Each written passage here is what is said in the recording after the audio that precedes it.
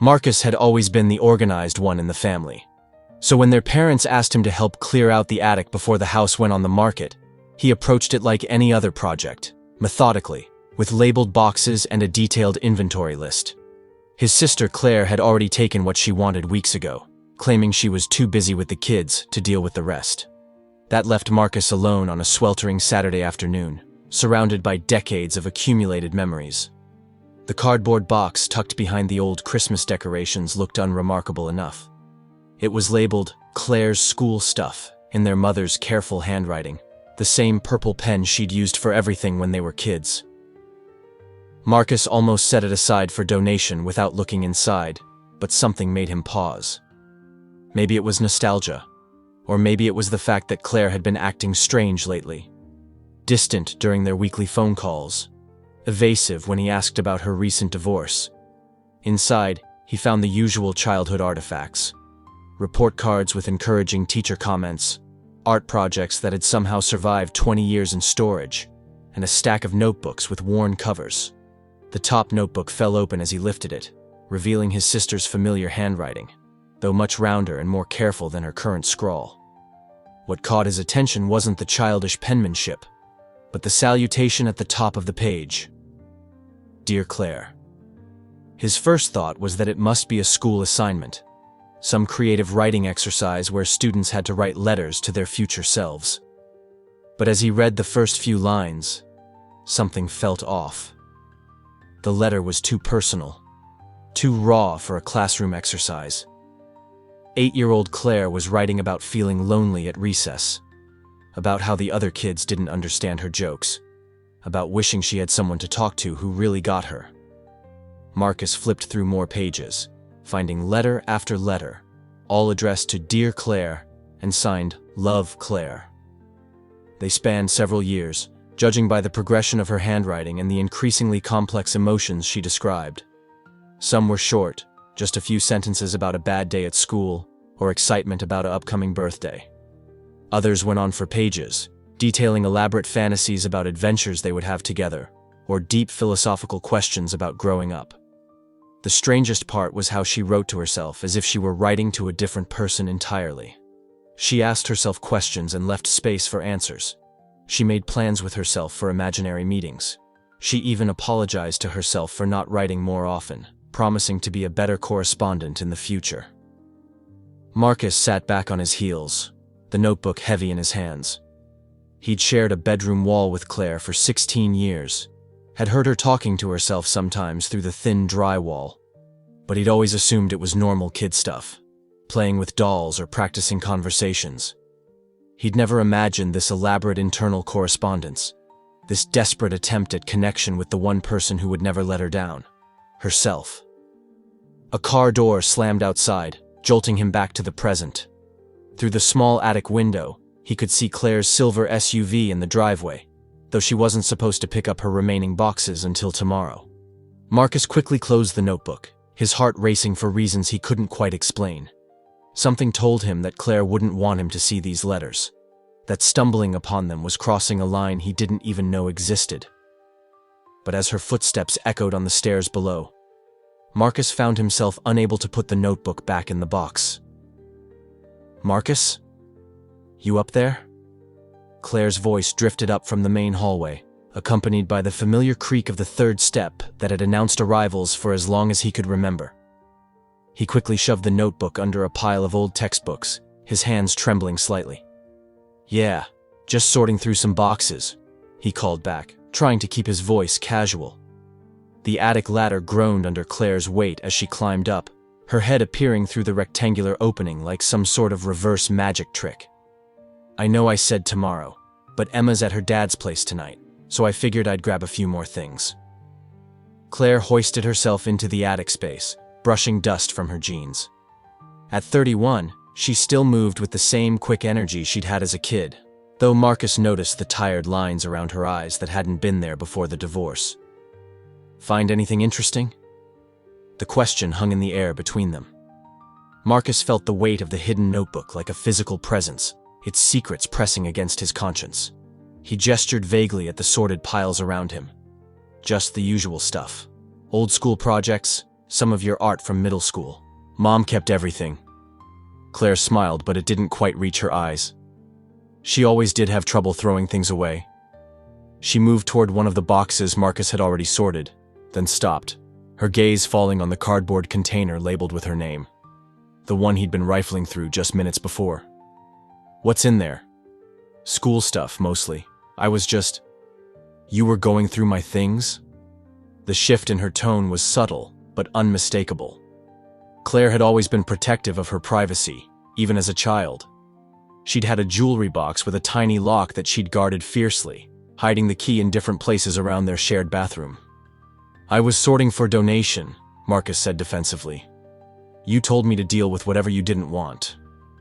Claire knelt beside the box, her movements careful and deliberate. She lifted out the art projects he'd set aside, then the report cards, her fingers lingering on each item as if she were saying goodbye.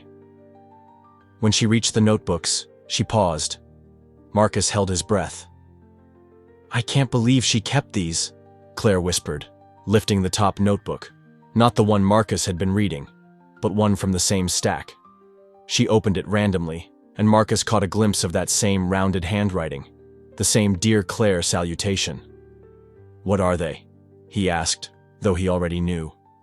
Claire closed the notebook quickly, clutching it against her chest. Nothing important, just silly kid stuff. But her cheeks had flushed pink, and she wouldn't meet his eyes. Marcus watched his sister carefully, noting the way her shoulders had tensed, the protective curve of her body around the notebook. Claire, if you want to talk about... There's nothing to talk about. Her voice was sharp now, defensive in a way that reminded him of their childhood arguments. They're just old journals. Every kid keeps a diary, right? But Marcus had read enough of the letters to know they weren't typical diary entries. The way she'd written to herself, the elaborate conversations, the careful responses, it suggested something deeper than normal childhood documentation. It suggested loneliness so profound that she'd created a relationship with herself to fill the void. You wrote letters to yourself, he said quietly. It wasn't a question. Claire's head snapped up, her eyes wide with something that looked like panic. You read them?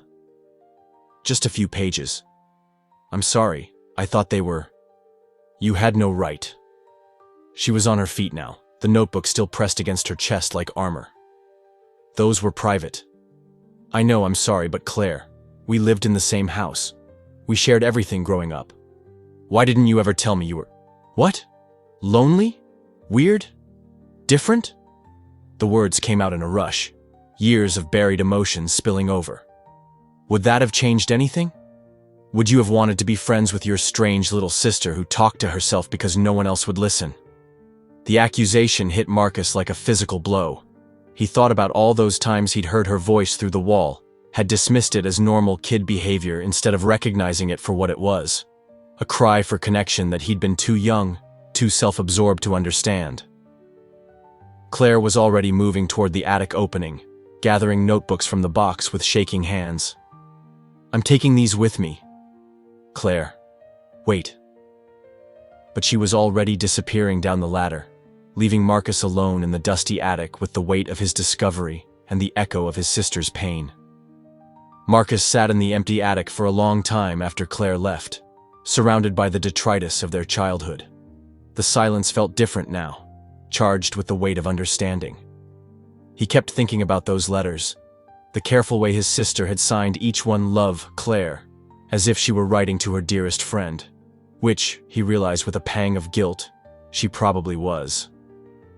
3 days passed before he worked up the courage to call her.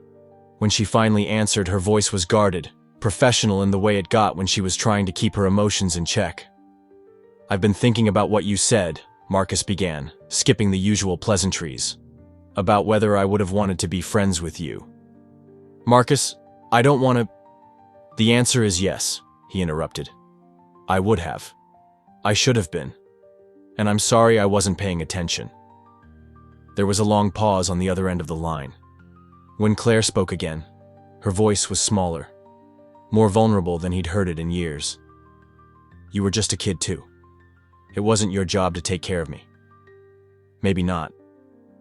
But it was my job to be your brother. And I think I missed some pretty important signs. Marcus could hear her breathing on the other end, could imagine her sitting in her kitchen, probably stirring coffee she didn't want just to have something to do with her hands. It was a habit she'd had since childhood, needing to keep moving when emotions got too heavy. I started writing them when I was 7, she said finally, after the Henderson family moved away and took Jessica with them. She was my only real friend at school, and suddenly I didn't have anyone to talk to about the things that mattered. So I started writing to myself. What kind of things? Claire was quiet for a moment. Everything. How I felt about Mom and Dad fighting. How scared I was that they might get divorced like the Pattersons down the street.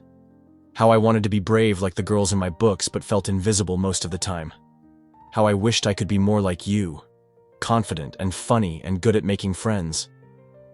The admission hit Marcus unexpectedly hard. He'd always assumed Claire was fine, that her quiet nature was just her personality rather than a symptom of something deeper. I had no idea you felt that way about me. You were everything I wanted to be, she continued, her voice growing stronger. But you were also 2 years older and had your own life. I couldn't expect you to include your weird little sister in everything. You weren't weird, Claire. You were just thoughtful. Different. And I was too wrapped up in my own stuff to notice that different didn't mean bad.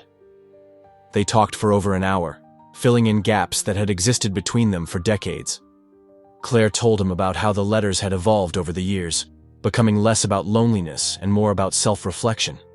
How she'd continued writing them sporadically through high school and college, using them to work through difficult decisions and complicated emotions. How she'd even written one the night before her wedding, and another the day she decided to file for divorce.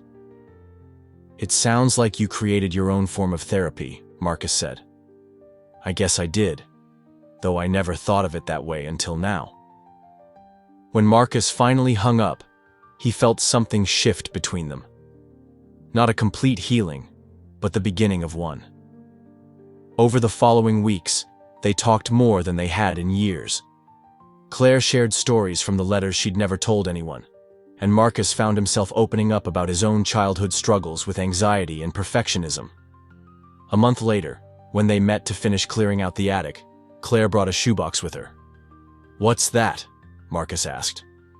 She smiled, and for the first time in months it reached her eyes. Letters from Emma. She started writing them last year after the divorce. I found them by accident when I was doing laundry. She opened the box to reveal small folded papers in her 8-year-old daughter's careful handwriting. Apparently, it runs in the family. Marcus picked up one of the letters, noting the familiar salutation. "Dear Emma." "What are you going to do?" "I'm going to tell her that she doesn't have to write to herself anymore," Claire said firmly. "That she has people who want to listen to whatever she needs to say. And then I'm going to make sure she knows that talking to yourself isn't weird. It's just another way of figuring out who you are." As they worked together in the attic that day, sorting through the last of their parents' belongings, Marcus realized that sometimes the most important conversations happen years after they should have. And sometimes finding someone's secrets is really just finding your way back to each other. Claire kept the notebooks, but she no longer seemed ashamed of them. And for the first time in 30 years, Marcus felt like he truly knew his sister. Not just the version of her that had learned to exist quietly alongside him, but the whole person she'd been all along, writing letters to herself in the hopes that someone, someday, would understand what she was trying to say. Thank you for watching until the end. If you enjoyed the video, make sure to like and subscribe to the channel. There's a lot more interesting content coming soon.